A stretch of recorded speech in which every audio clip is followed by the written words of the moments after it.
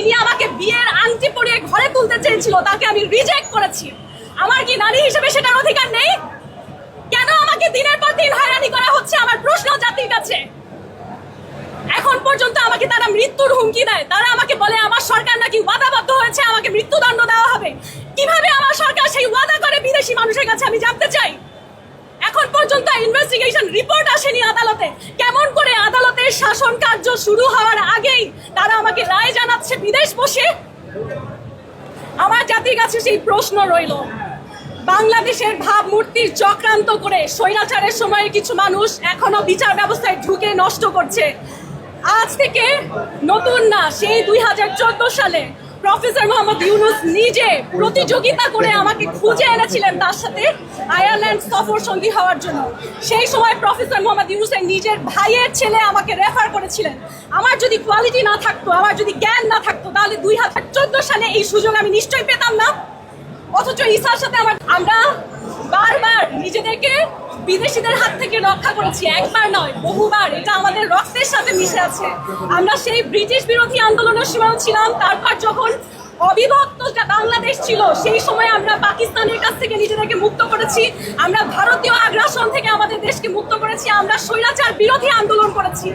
এখন এই 2025 সালে কেন বলা হবে যে সৌদি আরবের কোনো এক প্রভাবশালী ব্যক্তির ইশারাতে আমার দেশের ন্যায় বিচার বন্ধ হয়ে থাকবে?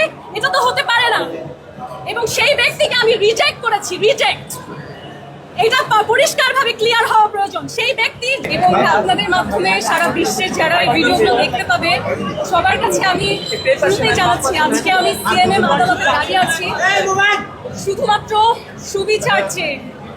আমার দেশের কাছে এবং এই আদালতের কাছে আমার একটাই চাওয়া ছিল, সেটা হচ্ছে আপনারা ন্যায় বিচার প্রতিষ্ঠা করুন, আমার মৌলিক মানবাধিকারটা আমাকে দিন।